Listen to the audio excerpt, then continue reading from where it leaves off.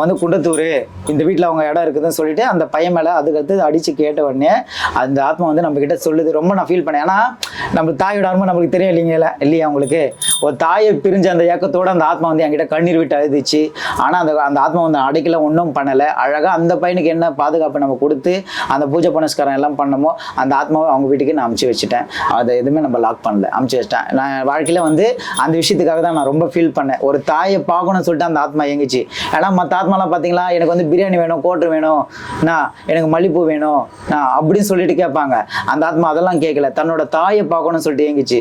அதனால தான் அந்த ஆத்மாக்கே நான் வந்து அந்த விதமான விஷயங்களை நல்லபடியாக பண்ணி கொடுத்து அதை அமுச்சு விட்டுட்டேன். துராத்மாக்கள், நிறைவேறாத ஆசைகள், நிறைவேறாத ஆசையில் சின்ன வயசுலேயே இறக்குறது, அடங்காமல் போயிட்டு ஆக்சிடென்ட் ஆகி சாப்பிடுறது. ஏன்னா அவங்களுக்குள்ளே எவ்வளோ அந்த ஆசைகள்லாம் இருக்கும். அந்த மாதிரி ஆத்மாக்கள் என்னென்னா துராத்மாக்களாக மாறிடும். அதுங்க என்ன பண்ணோம், போகிறவங்க வரவங்க அவங்களோட நேர காலத்தை வந்து அதுங்களுக்கு தெரியும் கரெக்டாக. அவங்க பயந்த சுபாவம் உள்ளவர்களா, மோஸ்ட்லி பார்த்தீங்கன்னா பயந்த சுபாவர்கள் உள்ளவர்கள் மேலே தான் இந்த ஆத்மா வந்து மேலே ஏறும். தைரியமாக இருக்கிறவங்க கிட்டே ஏறாது. நிறைய பேர் சொல்லுவாங்க, எங்கள் பேய் நம்பாதவங்க நிறைய பேர் இருப்பாங்க, பேய் வந்தால் வரட்டும் நான் பார்த்துக்கிறேன் அப்படின்னு சொல்கிறவங்களாம் நிறைய பேர் இருக்கிறாங்க, ரைட்டா? ஆனால் வந்து பயந்த சுபாவர்கள் உள்ளவர்கள் மேலே தான் இந்த ஆத்மா வந்து ஏறுது, சரியா? அந்த மாதிரி இங்கே நிறைய விஷயத்த நான் பார்த்துருக்கிறேன். சித்தர்களை நேரில் பார்த்துருக்கீங்க? சித்தரில் நேரில் நான் பார்க்கல. தரிசனம் வந்து எனக்கு ஃபோன் மூலமாகவே கிடச்சிருக்கு. உட்காந்துருக்கு அதுக்கு பழைய நம்மளோட தலைவர்கள்லாம் இருக்கிறாங்க இந்த ஊரில். அந்த தலைவர்கள், போலீஸ் இன்ஸ்பெக்டர் ஒருத்தர் இருந்திருக்காரு, அவருக்கு எல்லாமே அந்த ப்ரூஃப்லாம் அவங்க வச்சுருக்காங்க. இப்போ அது கொஞ்சம் நாள் ஆயிடுச்சு இல்லையா, இப்போ அவங்க வச்சுருக்காங்களா என்னன்னு தெரில. என்கிட்டயே ஃபோனில் எல்லாமே மாறிச்சு. ஓகே, இந்த கோவிலில் நீங்கள் என்னென்ன விஷயங்கள்லாம் பண்ணுறீங்க?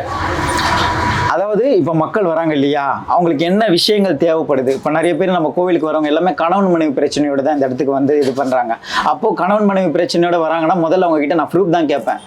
அது அவங்களோட கணவரா இல்லை உங்களோட மனைவியா என்ன, அதுக்கான ப்ரூஃப் எல்லாம் தெளிவாக கேட்டு அவங்களுக்கான வசிய பூஜைகளை வந்து நம்ம ஸ்டார்ட் பண்ணி கொடுப்போம். அதுக்கும் மேலே வந்து வசிய மருந்து இருக்குது, சைவ முறையிலேயே இருக்குது. ஏன்னா நம்ம அசைவெல்லாம் கொடுக்க மாட்டோம். எங்கள் குரு எனக்கு என்ன சொல்லி கொடுத்துருக்கிறாரோ நான் அதை தான் மக்களுக்கு நான் பயன்படுத்துகிறேன், சரியா? அந்த வசியம் மருந்து நம்ம கொடுத்தா எண்ணி 11 நாள்லேயே வசியம் ஏற்பட்டு கணவன் மனைவி ஒற்றுமையாக இருப்பாங்க. ஒரு பெண்ணுக்கே மோகினியை அமைச்சு வசியம் பண்ணிட்டாங்க. மோகினியை அனுப்பி வசியம்? ஆமாம், மோகினி அமைச்சே வசியம். அதாவது பிடிக்கல, மோகினியை பிரயோகப்படுத்திய அந்த பெண்ணு மேலே வந்து ஒரு ஆண் மேலே மோகம் கொண்ட அளவுக்கு பண்ணிட்டாங்க.